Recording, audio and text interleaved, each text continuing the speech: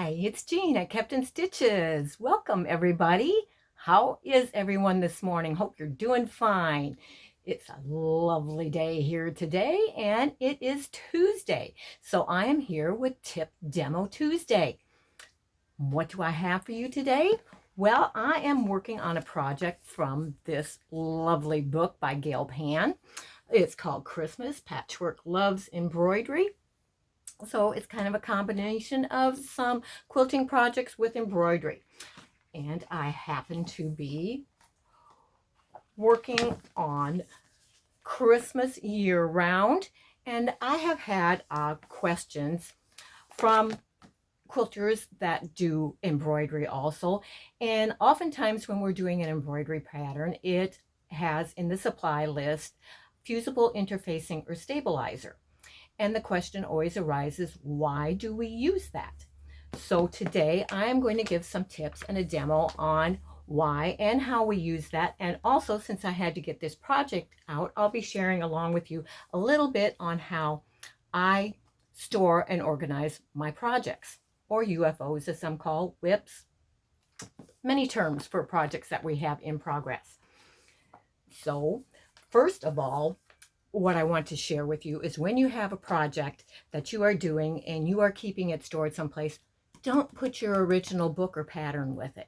Make a copy and keep that in with your project instead, because there are other projects in here and they may want to be doing some of them, and then I'll wonder where my book is if it's put away with my project. So always keep that where you store your patterns. And instead, let me move this over here so you can see I have this. Most of my projects are kept in these 12 by 12 clear plastic containers. They're big enough to hold most projects. Smaller ones I may keep, excuse me, I have a plant there, and other ones. So the first thing I do is make a copy of the pattern that I am using. So I have all the pages to the pattern all copied and kept with my project inside the box, so I know where it is. If I didn't have this in here and I came along this, I may wonder, okay, where's my pattern? What was I doing? What are these fabrics for? Because sometimes it takes a while to get back to them and you forget. So it's important, always keep a copy of your pattern with your project. And I keep that in a little file. And then also, because this has embroidery, I have copied off the sections for tracing the embroidery and have that in here. I already have my fabrics cut to size for those, and they are in here also. So we'll be getting to that shortly when I show you how to trace those patterns onto your fabric and why and how we use the stabilizer. So in here, I have all my threads already that I'm using for this project in this nice little bag and kept in there. And I haven't cut the fabrics yet, so all my fabrics are neatly kept in this box right now. As I cut the fabrics, I have little sticky notes back here that I will label each thing as I cut that so that I know what it is for, and everything is also then kept neatly together in the box, ready to go. But our demonstration for today is answering the question on why they ask and have us use the fusible stabilizer interfacing on the back of our embroidery. Hand embroidery, not machine embroidery. We're talking about hand embroidery today.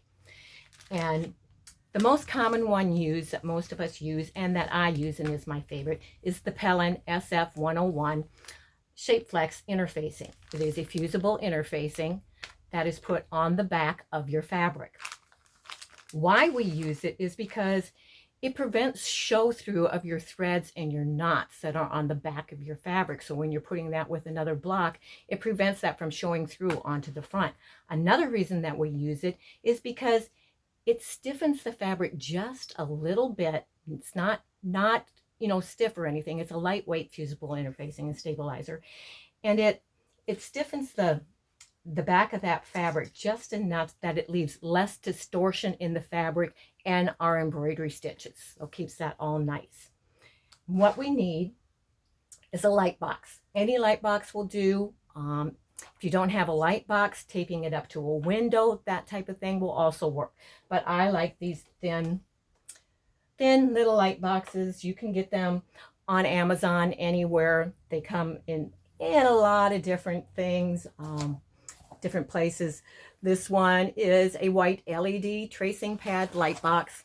Comes in this box. I keep it stored in the box, and I did get mine off Amazon. So you can just go to Amazon, put in light box, and a bunch of them will come up. Get the one that's in your price range and that you feel is the size and best suited for your needs. So the important thing to remember about when using the ShapeFlex interfacing is that it's not put on until after you trace your embroidery pattern. Don't put it on before, because it will make it, and I'm going to turn this on and you see how bright that gets. You're going to place the pattern that you're tracing, which I'm going to be tracing the one that says keep Christmas in your heart and home all year long. It's the one that I am going to be tracing today. And I'm going to place that on there, and you want to make sure that it doesn't move. So painter's tape always comes in handy for lots of things. So I'm going to position that to where it's easy to get at, and then I'm going to tape it right down on my light box so that it doesn't move, and I'm going to tape it in a few places here. And then I have already traced part of this so that it wouldn't take so long tracing all of it to show you. But you're going to lay and center the fabric that you're using for the piece that it has told you to cut to size. You're going to lay that over the top, centering it on your project. And I have to make sure, since I have part of this traced already, that it's lining up. And you'll be able to see that very clearly by using the light box. And you're also going to stabilize that by taping it down so that it doesn't move also. So we're just going to add some pieces of tape here.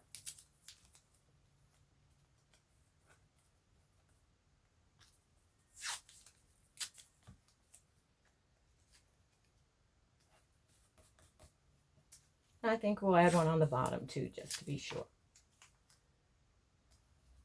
And this is what the ShapeFlex looks like. It's, as you can see, it's very light, very thin. You can see my hand through it.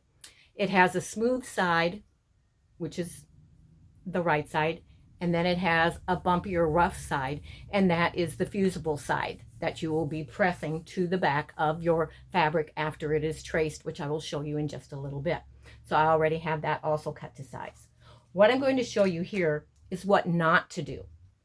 This is one that's for the heart, but as you can see, the pattern is not traced on here yet I have the interfacing on the back of there. That's what you don't want to do, because when you lay it on your pattern, you won't be able to see that through on your light box as well to trace it, because you have the fabric on the back. So that is what not to do. Okay, so we have this all taped down, centered on our design, and I like to use the Micron 05 Pigma pens for tracing my designs for embroidery or other things.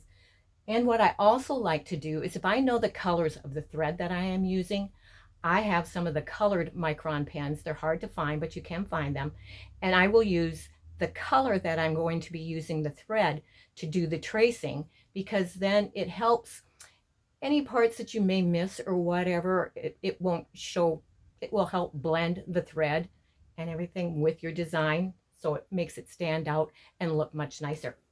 So I have already traced most of the words to this with this pen. I'm working on the word heart and the two hearts, so I'm going to use my red pen because I'm going to be stitching that in red instead of black. So all you need to do is go down, and with your pen, I'm sure that we'll try and move some of my hair out of the way here, but you're just going to lightly mark and trace that on.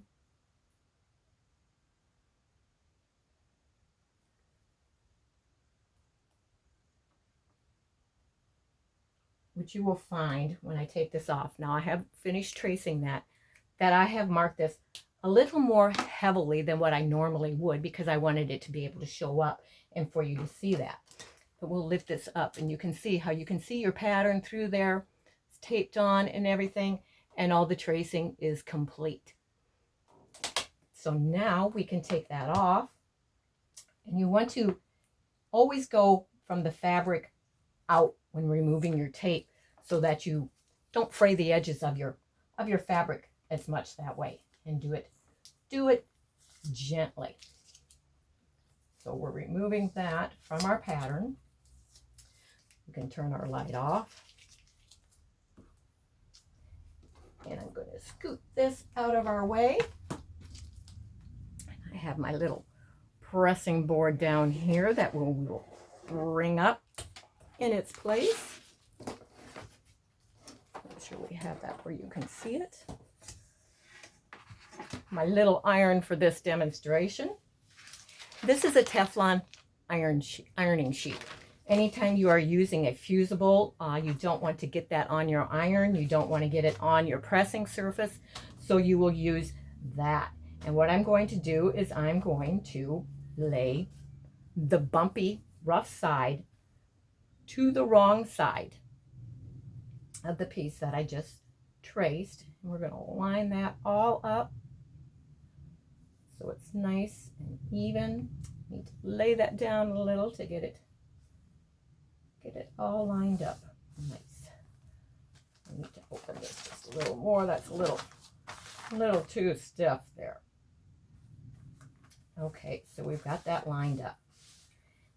And I'm going to lay that upside down so that I am pressing on the smooth part and I don't have the sticky part up. That way any of the residue is going to go on this Teflon sheet, not on the sole plate of my iron. We're going to use a steam iron. And I start by just tapping it to make sure it's all staying in place. Then I will hold it in the center and work out to all the edges. And each manufacturer will have instructions for how you are supposed to press using theirs. So make sure you read the instructions for whichever type of fusible stabilizer interfacing that you get. But you just want to make sure that it's on there nice and isn't going to come off while you're working with it. So that's all pressed on there. Yeah, a few little threads I'm going to trim off here real quick just to tidy it up there. But so that is now ready to do your embroidery stitching on it. Everything is traced. It has that on there. You can still see through it from that side. That tells you how thin it is, isn't getting in your way, isn't adding any bulk. It's just stabilizing, ready for your embroidery. So I hope this has helped you. Remember, don't do it before tracing. It's always put on after tracing, but before you do your embroidery work.